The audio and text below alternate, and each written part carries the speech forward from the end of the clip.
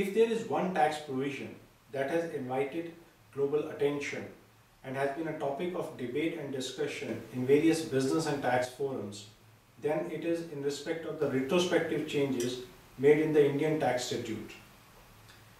In fact, the new government has clarified its position in the last year's budget, which was presented few months back, that in general it will not go for any retrospective changes. However, still lot needs to be done on this account to gain investors' confidence. First and foremost, I think this provision should be made prospective and not retrospective. If it is made prospective, it will eliminate a lot of ongoing litigation which is going on at various forums. And also it will send a very strong signal to the foreign investors that India is ushering in a new tax regime which is non-adversarial in nature. Another point that merits attention is that some of the clauses in the present provisions need clarity. They need to be defined. For example, what constitutes substantial value of assets in India is not clarified over there.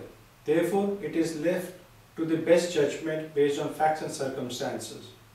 In fact, the Shum committee has also recommended that at least 50% or more value of the assets, if situated in India, should only fall under the tax net under this provision. Therefore, it is high time that the government should clarify as to its position on what constitutes substantial value of assets. Else, the global transactions wherein the companies have subsidiaries in India or asset base in India are skeptical as to what stand Indian revenue will take in near future.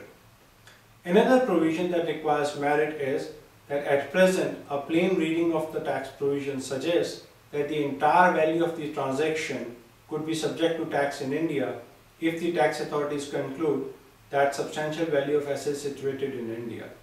Therefore, what is required over here is to clarify that only the proportionate value of assets as is relatable to the Indian position would be taxable in India. Also, there are certain other provisions wherein clarity is required. For example, whether internal restructuring, which is a global phenomenon and it's done in a very common business parlance at the global stage, wherein the ultimate parent or the ultimate shareholders remain the same. These kind of transactions should be outside the tax net. Similarly, the shares exchange on overseas stock exchange, where the overseas companies are listed on recognized stock exchanges outside India, should also be outside the tax net.